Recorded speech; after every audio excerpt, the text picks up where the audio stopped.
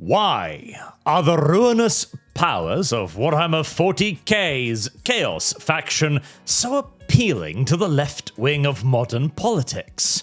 I mean, one would immediately think that rationally, one would wish to distance oneself and one's political position as far as possible away from the gods of blood, disease, bestiality, and horrific tentacled mutations. And yet, the rather famous Chaos Pride flag seems to indicate the opposite. Indeed, even just a few minutes of trawling the Reddit that produced this gloriously obvious moral self-report, we can see very clearly that to the left wing, chaos is not an evil force. And even when they can, on occasion, be made to admit that maybe it is only with considerable effort, as they must be dragged bodily to the conclusion. Indeed, instead, it appears to be a power they feel completely comfortable identifying with, working it into their own symbols and ideology. Furthermore, much time and brainpower is expended on finding ways to rationalize chaos, to find redeeming qualities, and preferably to justify it as a force for good in the 40k universe. Which leaves us yet again with the question, why? Why, by the God Emperor's desolate brown earth, would you side with baby killer McStab your mother, Chaos War Chief, or the Demon Kulaba Appreciators fan club? This is a faction that boils civilians alive in their own blood, explicitly so as to summon more rape demons that can only exist within our corporeal reality by inflicting the maximum quantity of pain, suffering, and trauma on any nearby living thing too stupid and or slow to suck-start a shotgun.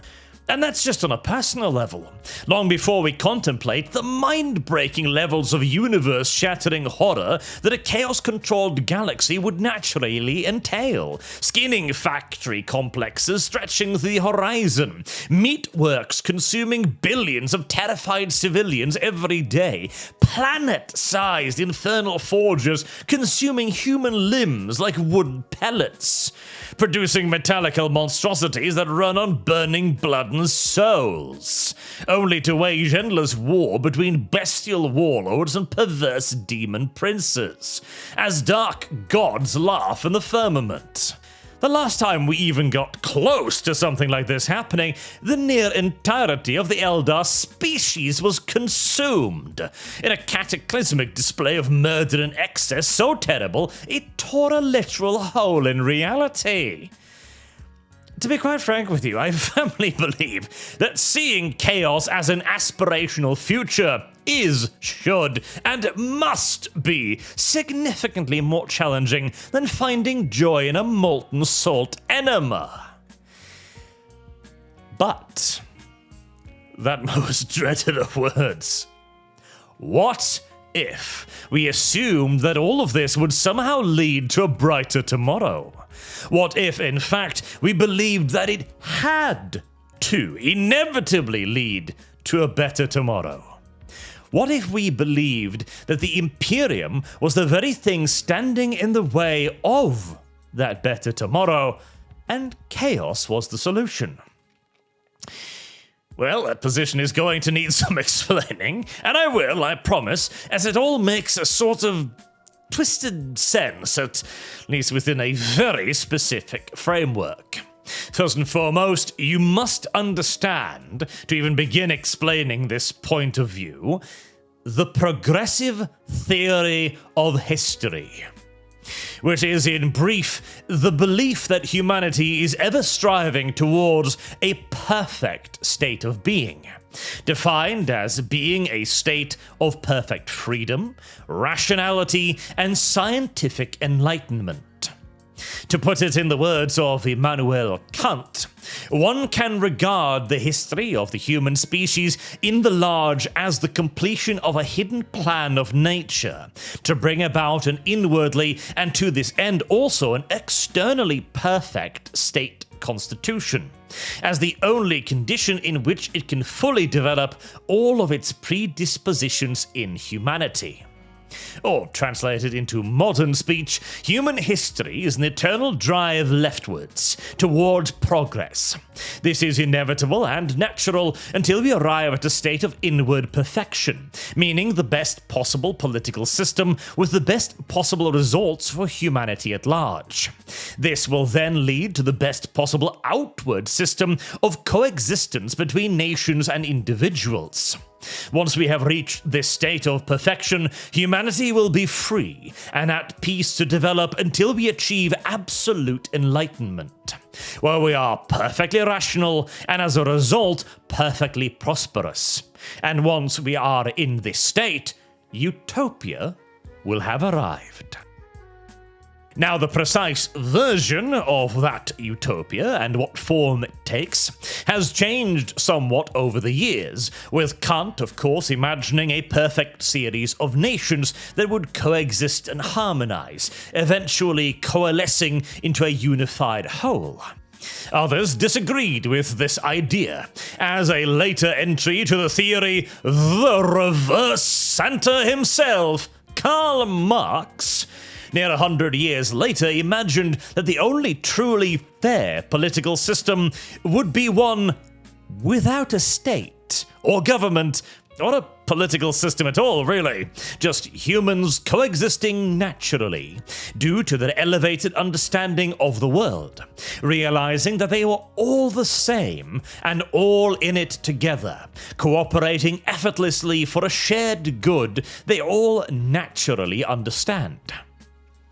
Now, during this eternal drift leftwards, of course, there will be occasional bumps in the road, like the 20 million dead during the First World War, or the 60 million during the sequel. One would think that a sudden 3% dip in the total population of the planet would indicate that the inevitable and natural drift towards utopia is a crock of shit.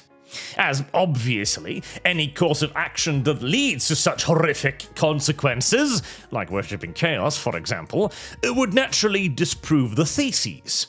But au contraire, these mass slaughters are all a part of the grand plan.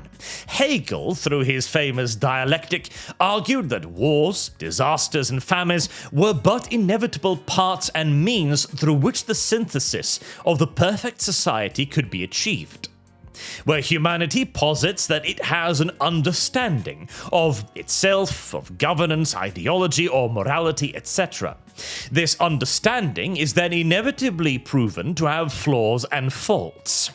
We reveal these by applying rigorous intellectual scrutiny to the idea over a long period of time, which we then try to negate or improve upon via dialectical negation, eventually resulting in a brand new system growing from what we had before, the sublation, or far more pleasing German word for it, Aufbung.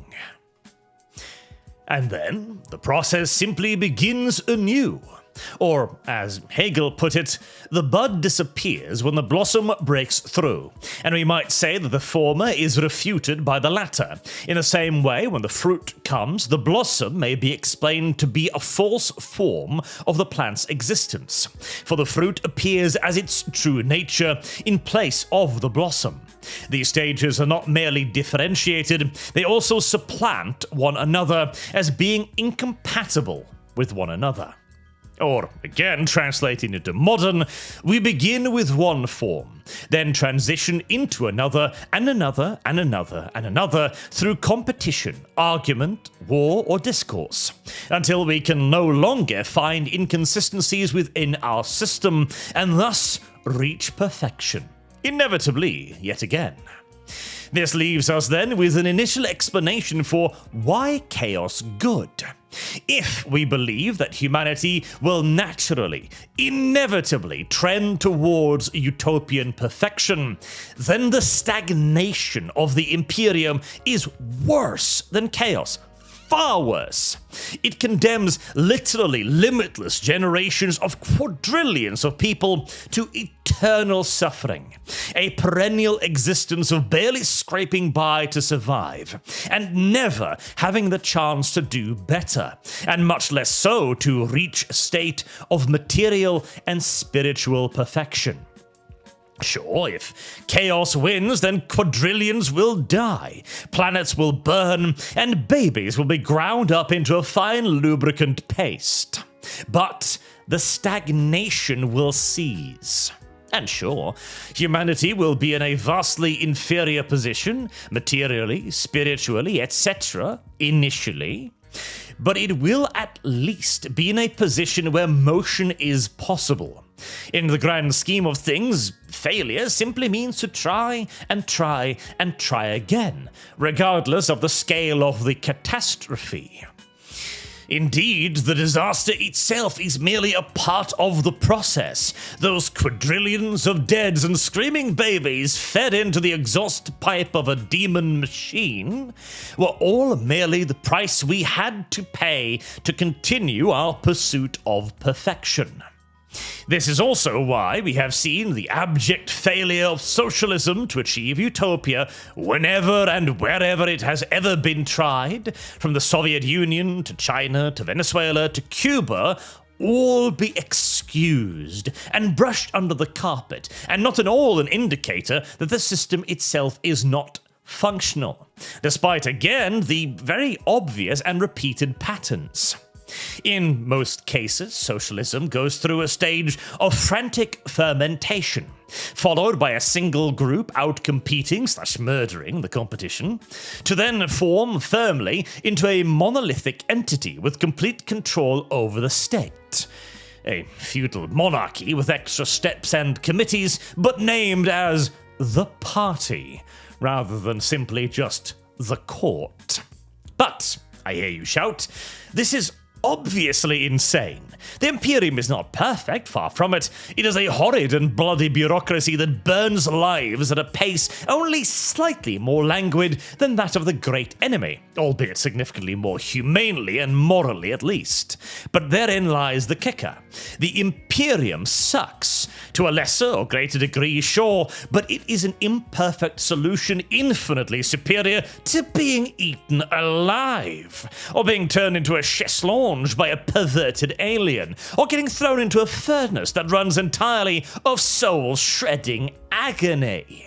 The very fact that the Imperium is still in existence after 10,000 years of siege proves that the system works, and is far more resilient than any system we have produced. So yeah, give me a 12-hour work shift at the Corpse Start Factory any day. But this can also be translated into the real world, of course, where we have seen a very nice future be tossed out of the window in favor for a significantly worse one. So, how do we explain this?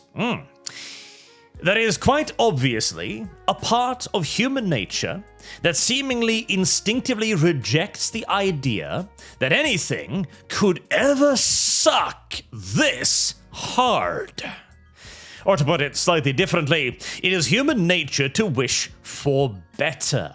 A part of human nature that rejects 40K for being too bad, too awful, too impossibly terrible to ever be the best solution. This part wishes to strive for better, to try to build ourselves and those we care for a future slightly less ass than our past.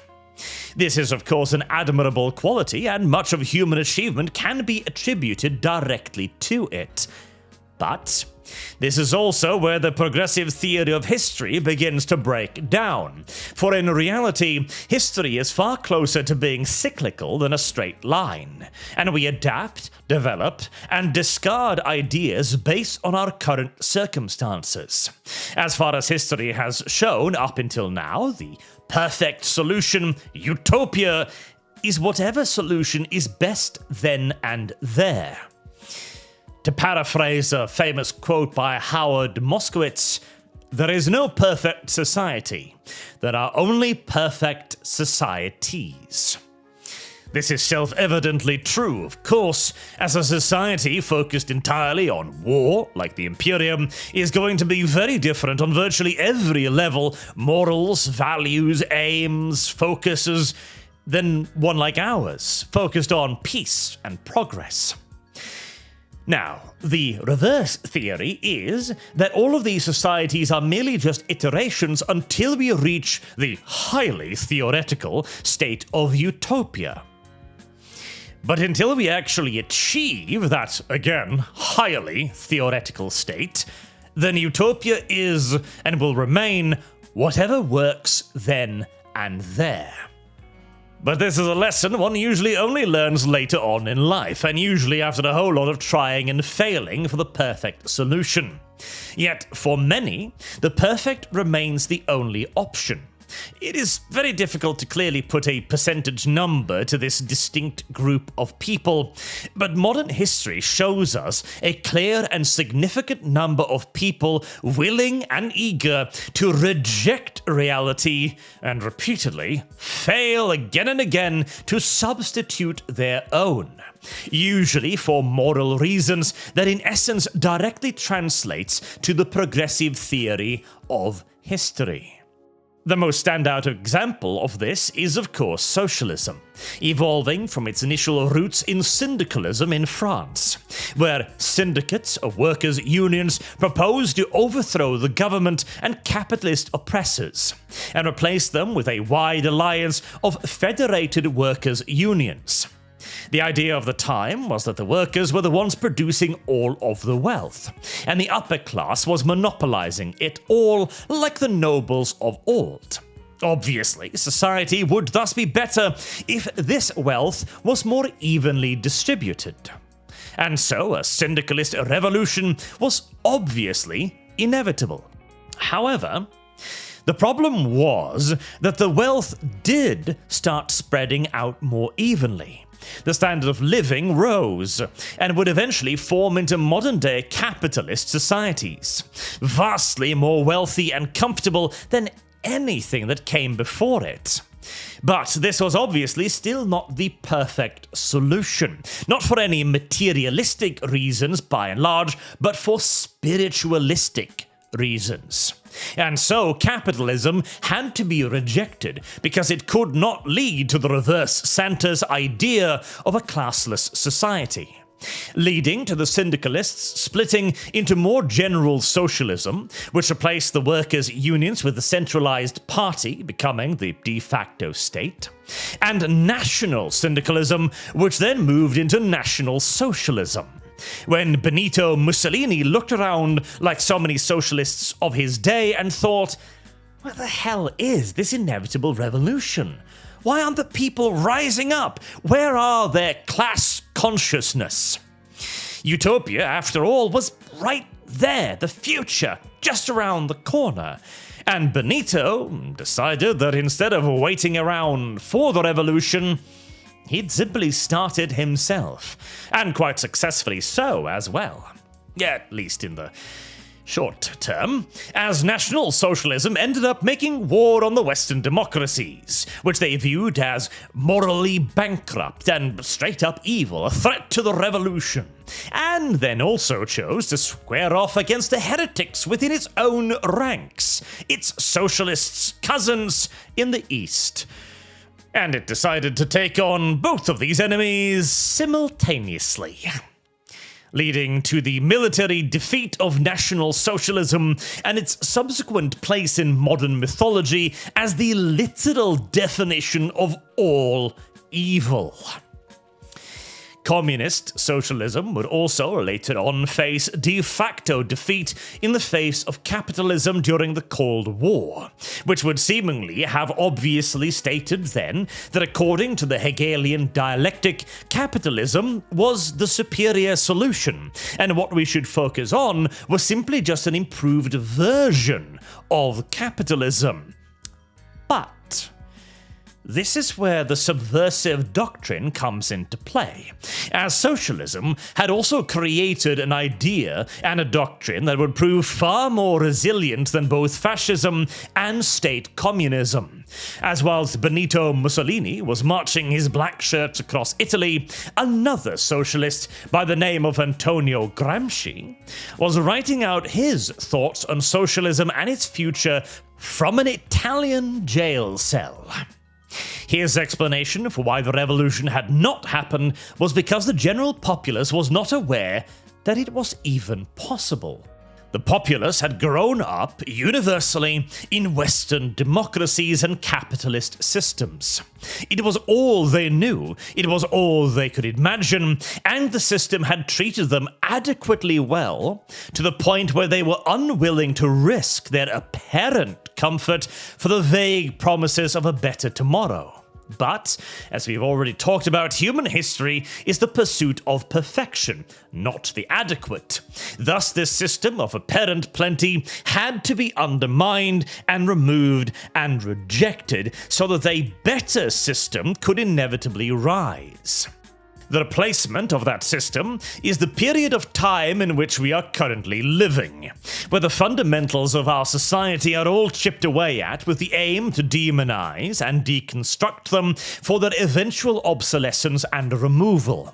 Everything from the nuclear family being white supremacist, identifying it with the great evil of modern mythology, to diversity being our strength, coupling it in with the means of our own destruction, and to the male gaze in video games, leading to our demoralization via the destruction of our entertainment.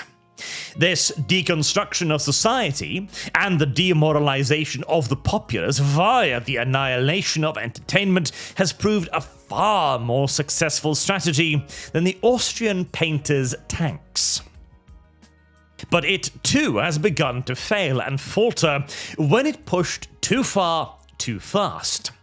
This, of course, was inevitable, as we have talked about already. The left is defined by an ever harder push leftwards because utopia must always, by definition, be somewhere in the future, as any amount of imperfection is just too much, and even the seemingly perfect must be torn down on the assumption that there is something better after you've destroyed it, because if you can destroy it, well, it clearly wasn't perfect, now was it?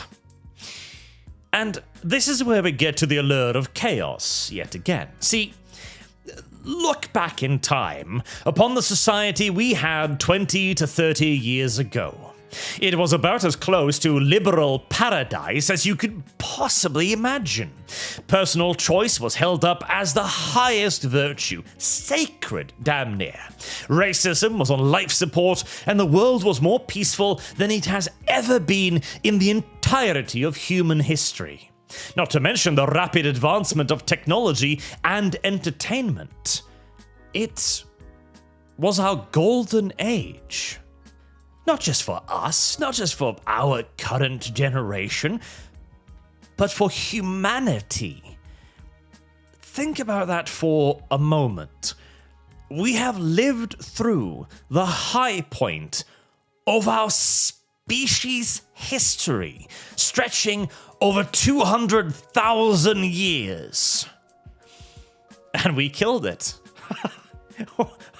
We killed it for pride parades with leather bondage gear, for grown men leading other grown men in dog masks around on leashes, for millions of third world migrants flooding into Western nations, for record-breaking rape statistics, for our Viking ancestors, for drag queen story hour, for transgender shooters, and the most important question of all, what is a woman, and why are 52% of them getting assaulted in Sweden?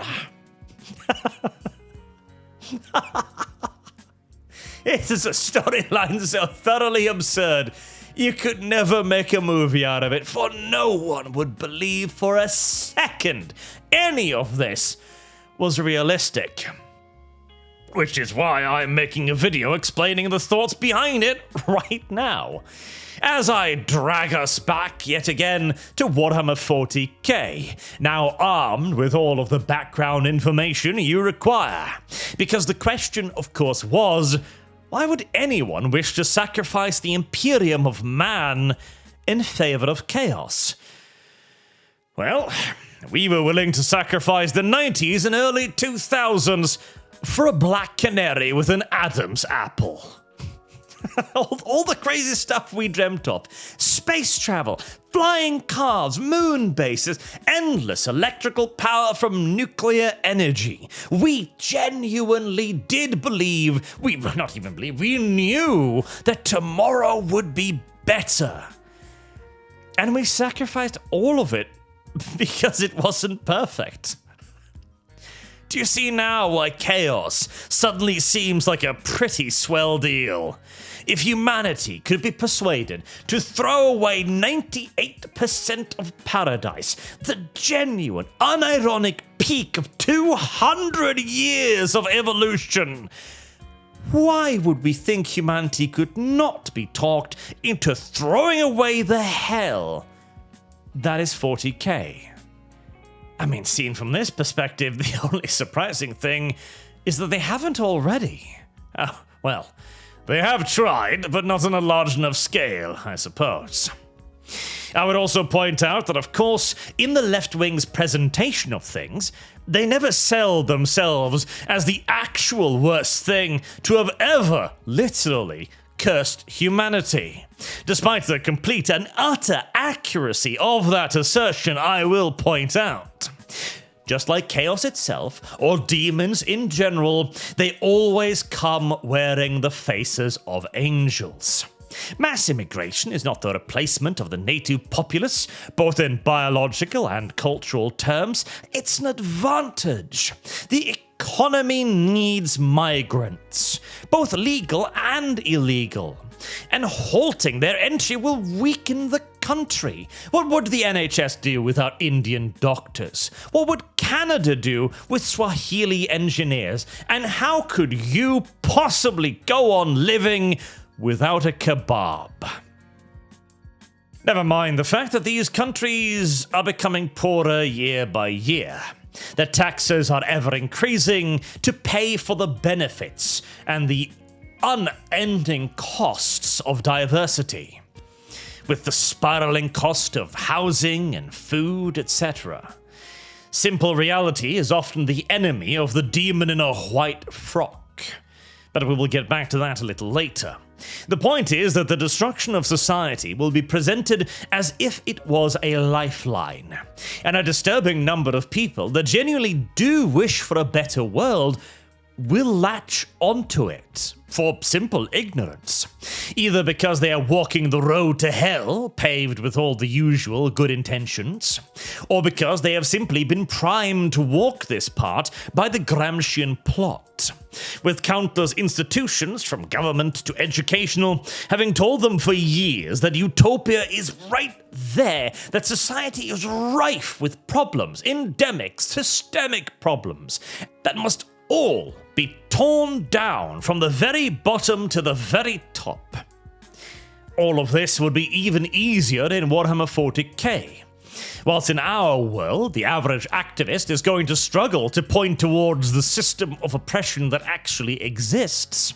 The Imperium is genuinely oppressive. None of that modern-day nonsense where Batman's cape is misogynistic or working out is fascist. It's precisely because the left has had to resort to such insanity that they are flagging in our world. But in the Imperium, it is pretty easy to convince a manufactorum worker that lives off recycled shit and has never seen the sun in his life that his existence sucks. And maybe he should do something about it. Maybe literally anything would be better than this. Now, in most cases, what happens then is that once the worker has buried his wrench in the skull of the last loyal tech priest, his penis swells up and falls to the earth like an overripe fruit. just as his left eyeball explodes in a shower of pus when Nurgle's gifts finally set in to liberate him from his pain. But that is not a very appealing future, is it? Would you like to become a walking corpse? Of course not. And so it will obviously be sold as freedom. Liberty from oppression, from pain and suffering. Eternal separation from weakness and disease. These promises sound absurd when you know what you're in for, but most Imperial civilians have no idea what chaos is, beyond that it's supposedly bad anyways. And this is, in most cases, the same as in our world. Most people have little to no real understanding of politics or philosophy. Most simply operate on pre-created programming. Nazis bad, they cry. Until you ask the average progressive about their opinions on green energy or the vegan lifestyle. At which point they suddenly begin agreeing a lot with Nazis. On a somewhat less facetious note, however, this is precisely how many young people are introduced to and indoctrinated into socialism today. What, you think communism is bad? But comrade, all we want is for everyone to be equal and cared for, from each according to his ability to each according to his need, bro. And even that might be a little too advanced, giving a little bit too much credit to the sales pitch there, as the primary arguments today are, well, Gibbs. Housing is a human right. Food is a human right. Healthcare is a human right. And how precisely are we to provide all of these basic human rights? Who builds the houses, sources the timber, grows the food, researches the chemicals, or checks you for iron deficiency from your vegan diet? Well, no human being is illegal, so surely we can just import the labor. Somebody's got to serve the tea, after all. Somebody's got to mow the lawn. Well, we tried that, and yeah, turns out GDP go up does not actually translate to an increase in living standard. Indeed, quite the opposite, as income has remained mostly stagnant as inflation and the cost of living goes up and up and up. But surely then, these inconsistencies should demonstrate why the system does not work. We are not merely relying on logic anymore, like more people, same amount of jobs, less pay for each job due to heightened competition and it being an employer's market. No, we now have the end result of the experiment. We've done it and we know, so how can this system still be defended? Is this not the exact point where Hegel's dialectic would step in and go, bro, this shit busted, yo. We need a new system. Aha. But modern utopianism has found a fascinating answer to this too. You simply argue that you are not the perfect solution yet. If socialism fails, it is not because socialism is flawed. Because it is not. It is the perfect solution. It is the end of history because we have declared it to be thus. We have declared that history is an eternal push leftwards and socialism is the eternal push leftwards. Therefore, a failed socialist revolution was simply not a socialist revolution. If a socialist system fails, it was not real socialism. Neatly sidestepping the entire sublation of Hegel's idea by simply declaring that every failed instance of socialism wasn't that. It wasn't socialism. This then translates into the left-wing view of chaos, because chaos promised to liberate us all from the yoke of the Imperium. It promised an end to suffering and pain, and if that promise ends up placing you in an even worse position than before, as a disease-ridden thrall working in the bowels of a spaceship constructed from petrified feces, well then it just simply wasn't real chaos, you dummy. Chaos promised us utopia, and so if you didn't get utopia, well, you idiot, it wasn't chaos. Stupid. In exactly the same way that if you ended up having to eat your pet fucking rabbit in Venezuela, that was most certainly not socialism's fault. And yes, you may then argue that, well, that's retarded. Of course it is socialism's fault. You don't reach a 94% poverty rate by fucking accident. And yes,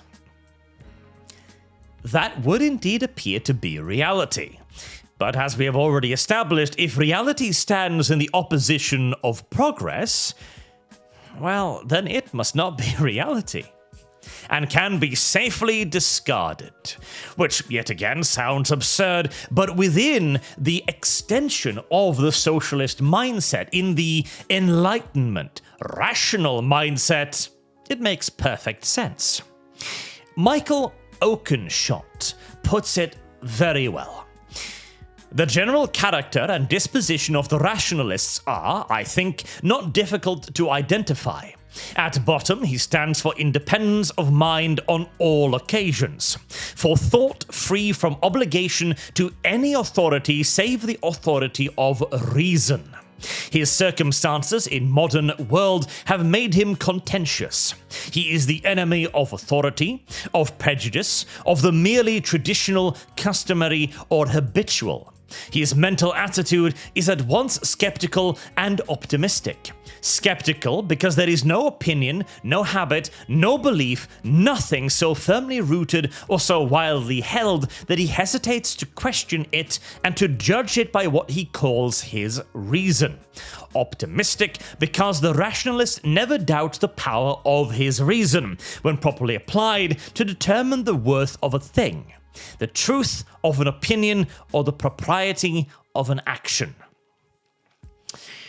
To, yet again, translate this into modern speak, the rationalist, the socialist in this case, the product of the Enlightenment era's progressive theory of history, is only bound by his desire for independence. In this case, that means the utopian idea of maximum freedom, as we talked about earlier.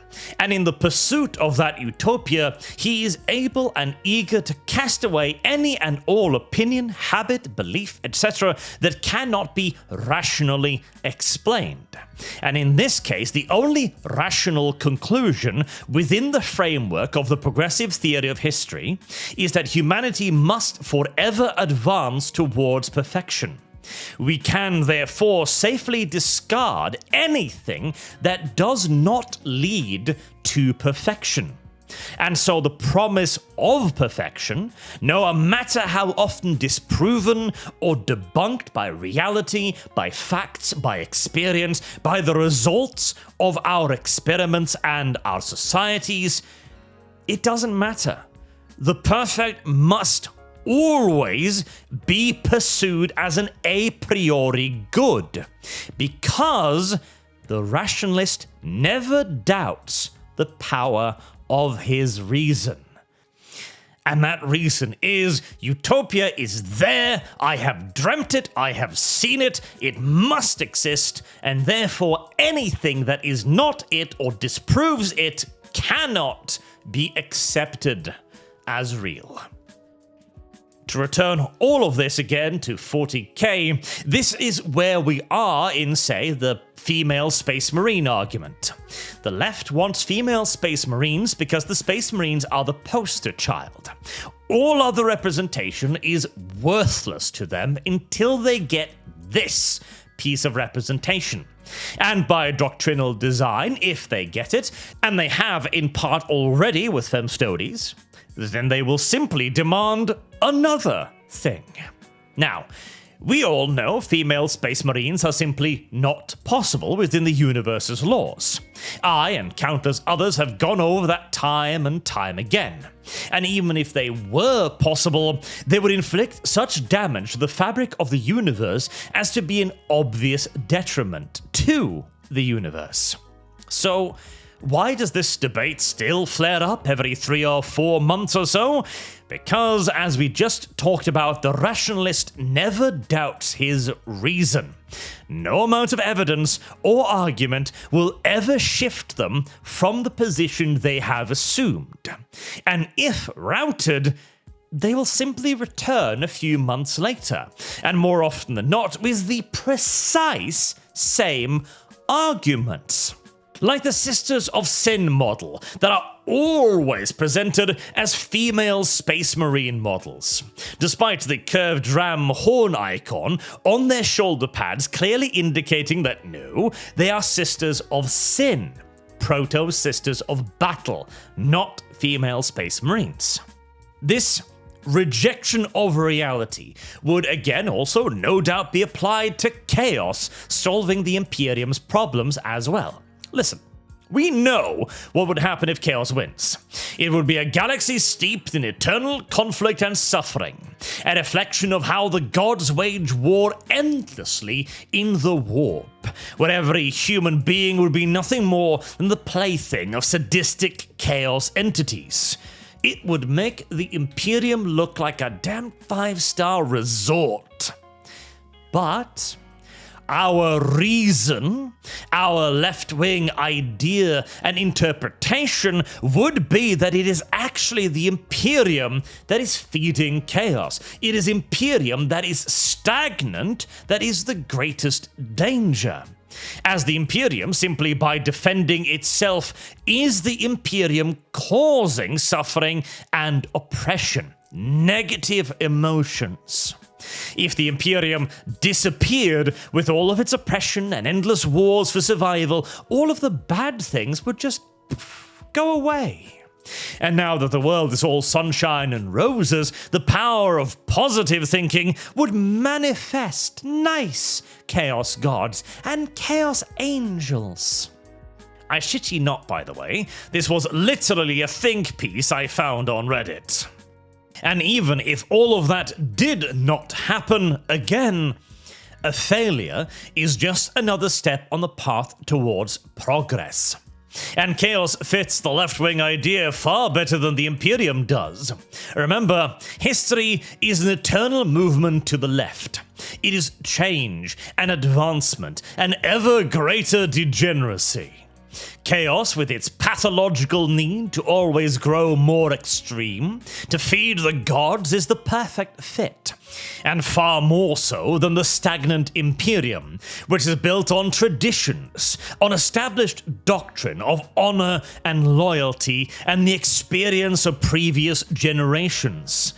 All things that the utopian rationalists eagerly discard as worth nothing, as absolutely nothing more than obstacles in the way of progress. In this mindset, then, in the perfectly rationalistic mindset, the Emperor is the enemy, because he keeps the Imperium alive. An Imperium that still lives is an Imperium that is still stagnant. A stagnant Imperium will never advance down the line of history. It will never move towards the inevitably perfect solution for humanity. Thus, the Emperor must die to kill the Imperium, to let Chaos in. Because even if Chaos is objectively worse than the Imperium in every single solitary way, it is not stagnant. And thus, according yet again to the eternal theory of progressive history, it will eventually become better than the Imperium. And every outcome up until that point can simply be discarded as not true chaos. And that finally brings an end to our explanation, and hopefully gives you an understanding of why chaos is so naturally appealing to the modern day left wing. for they see in it a transformative power that does not exist within the Imperium, and they are, on a emotional and even, I would dare say, logical level, incapable of accepting a universe that can't be perfect, that can never be perfect. A universe that is actually grim and dark. As yet further exemplified, of course, by the usual response once you've argued the female space marine question to an end yet again, once you've brought up all of the reasons, all of the statements, all of the hard law that says, no, you cannot have this. The final argument is always, but it's just fiction. We can change it. Because, to the leftist, to the progressive, the universe can simply not be allowed to stand in the way of utopia. Which is also, incidentally, why they are and will forever remain the ultimate tourists. Until next time, I have been Arch. Thank you all very much for listening, and I do hope to see you all again soon. Till then, have a good day.